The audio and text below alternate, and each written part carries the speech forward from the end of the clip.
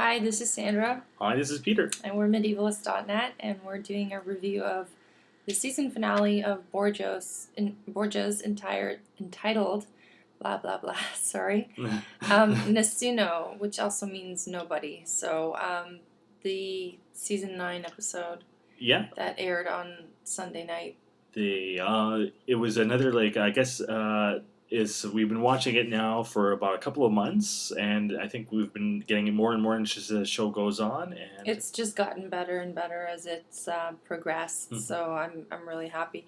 I enjoyed the season finale, although, truth be told, it seemed like kind of like they could have ended the show at that point. The end of season 2 usually, the end of a season 1 of a show usually ends on a cliffhanger, like, dun dun dun, like what's going to happen next season. But this just kind of ends and everything's sort of with the resolved. scene of the happy family. Yeah, happy Borgias family. Happy mafia family. And so it's kind of like... Obviously, I guess they went through it and they planned it out thinking, let's make it for a one-season run. And if we get the second season, which they did, all the better. So this episode, we're just going to briefly go over. They're in France, Della Rovere, Lucrezia, Giulia Farnese, and they're approaching Rome.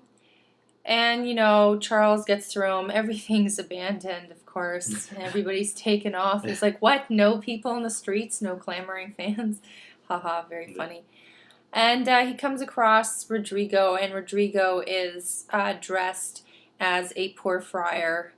And King Charles is just like, wow, this is not what we expected. We thought you'd be all like dressed to the hilt and everything. And he has this great quote. I'm going to read the quote because I liked it. And Rodrigo says, "Does the Pope of Rome disappoint your highness? Had you hoped for gold and silver vestments? Display has its purpose, but simplicity must rule our hearts." Nice.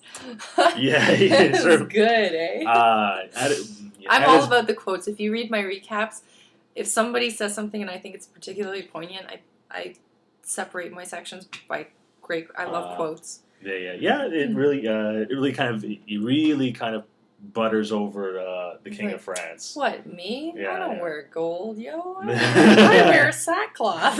It's like, and Charles is like, I mistook you. And it works, anyways. And the King of France is looking for salvation, I guess, almost, He's a devout man, and, an ugly but devout man.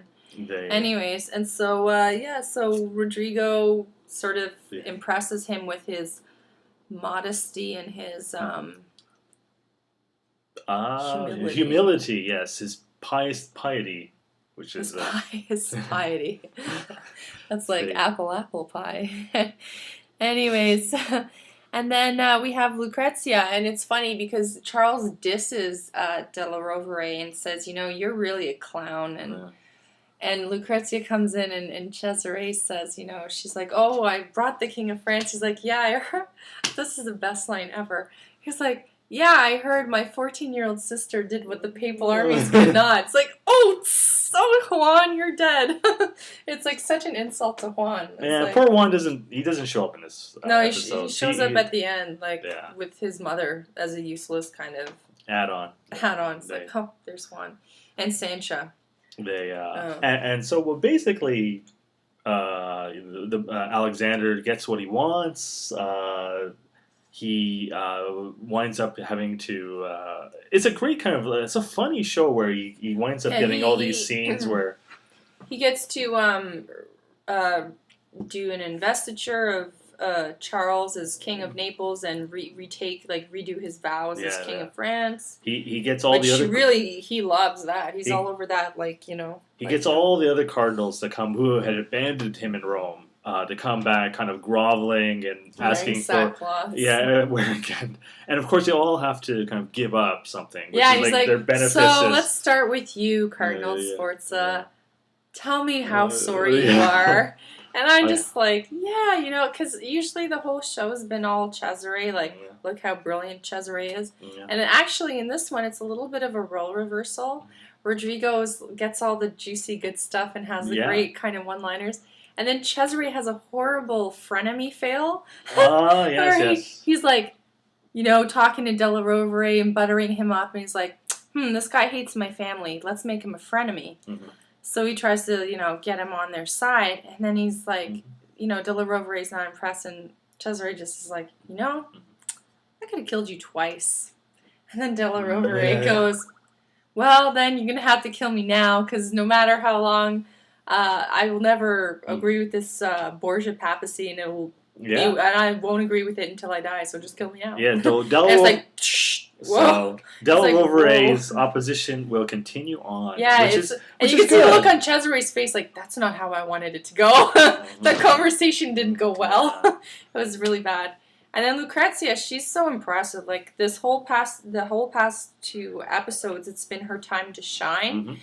And, she tells Cesare everything that's going on, that she's been knocked up. Right. And she says, thank God it's not my husband. It killed me, eh? Yeah, yeah. So I was like... Anyways. Doesn't phase Cesare. Oh, it's no, he's just like, whatever. Yeah, that's okay. Who cares?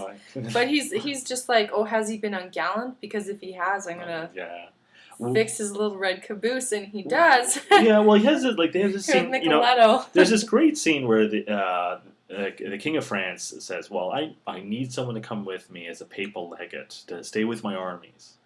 And I'm gonna choose your son, So and like. Oh no, not of your choosing, of mine. Right.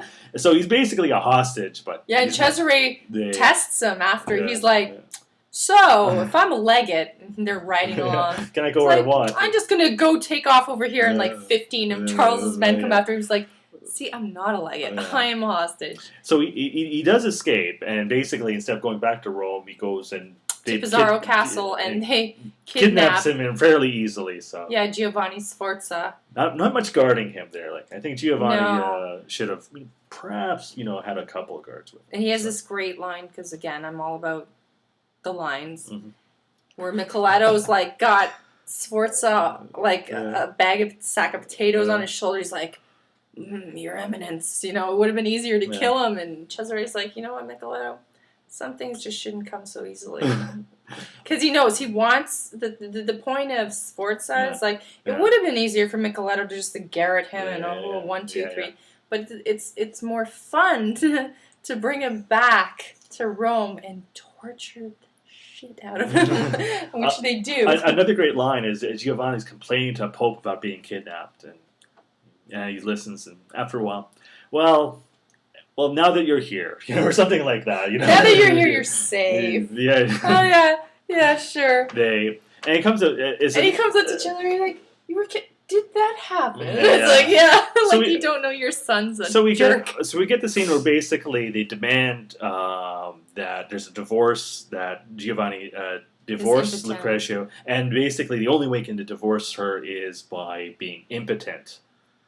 So they go through this kind of mock whole trial. Yeah, and they hide Lucrezia behind this panel. She's there rubbing her belly going, because obviously, he can't know she's pregnant because it's not his. And the best scene ever is when they get those two rather unattractive looking women to they pull the mattress out and they're like, you're gonna have to prove that you're not impotent, but not in front of everybody, just in front of the College of Cardinals. Exactly. It's just a great scene. Like, oh well, how do we prove he's not impotent? How do you prove potency? Well, you have a public demonstration. Well, we're not gonna do a public demonstration, but at least in front of the College of Cardinals. And he's about to go do it, and he just can't do it. When he sees those women. And then they're all laughing at him. And then the best is when he's riding out of Rome, and they're like... The peasants. Are chucking lettuce at him, and one guy comes up with a squash on his penis, and he's like, woo-hoo-hoo! And another guy comes by and cuts it off. It's the funniest stuff ever. And he's just being mocked.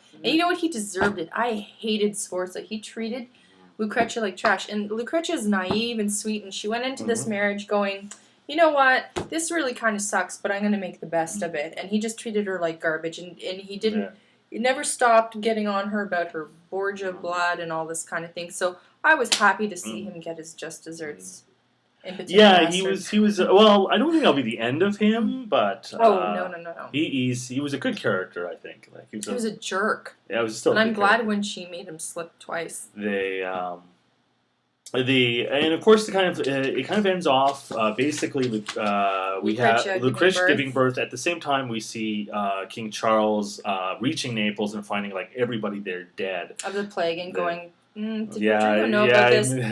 He did, and he gave you Dead Town. You are the king of corpses. So, and it comes off, and then we have the kind of a nice kind of family moment where everyone's getting to touch the child. Yeah, and Ursula's there, and they're having their Eloise and Abelard moment as they're holding the baby. So yeah, it does come off as like the end of a series. It does. It kind of wraps everything off at the end, but I still think there's a lot of history in the Borgias, and they can work on other things. Yeah. Obviously a great line next season would be the revenge of Giovanni Sforza, because I'm sure he's ticked, and he's going to come I don't know how much in history he doesn't play any more role, so I don't think they'll have. No, but I'm saying for Hollywood, it would be I think we're going to see the conflict between Juan and Cesare come out. There is still King Charles still is in Rome, so that is in Italy. So there is a major battle that will happen in season 2. I am sure but overall, there's plenty of murders still yet to come in the Borgias. And I'm pretty excited for season 2. I'm thrilled that they got it.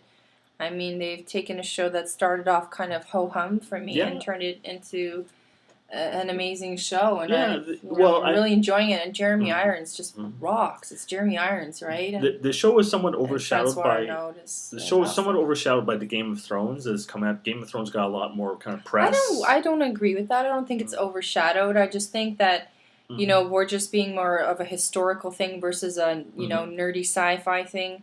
You're gonna get more hardcore kind of historical types watching Borgias. I'm a nerd. He's a nerd. I'm cool. You are such a big nerd. I'm cool. As you can tell, folks. Why must you turn this into a house of lies? Anyways, The Simpsons. But anyways, what I'm saying is we're both huge nerds.